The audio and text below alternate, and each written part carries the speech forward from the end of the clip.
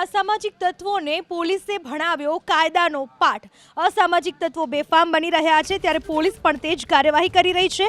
લીંબાદમાં યુવક પર હુમલો કરનાર આરોપીનું સરઘસ કઢાયું। આરોપી સદામ, છોટુ અને શોએબનો પોલીસે વરઘોડો કાઢ્યો। દાદાગીરી કરનાર ગુંડાઓને હવે ચાલવાના પણ ફાંફા પડી રહ્યા છે। મોટાભાગના આરોપીઓનું જ્યારે સરઘસ નીકળે છે ત્યારે ટાંટિયા તો ભાંગેલા જ જોવા મળે છે અને ચાલવામાં પણ ફાંફા પડતા હોય એ પ્રકારના દ્રશ્યો અહીંયા પણ આરોપીઓના સામે આવ્યા। આ એ જ શખ્સો છે કે જે જાહેરમાં દાદાગીરી કરતા હતા, ગુંડાગીરી કરતા હતા, પણ હવે આ આરોપીઓને ચાલવાના પણ ફાંફા છે।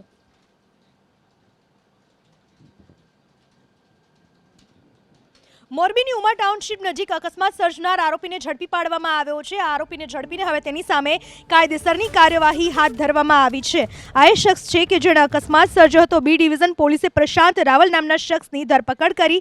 ગઈકાલે પૂર ઝડપે કાર હંકારી એક્ટિવા અને લારીને ટક્કર મારી હતી। પ્રશાંત રાવલ નામના આ શખ્સે હવે આ શખ્સને ઝડપી પાડવામાં આવ્યો છે અને પોલીસે તેની સામે કાયદેસરની કાર્યવાહી શરૂ કરી છે।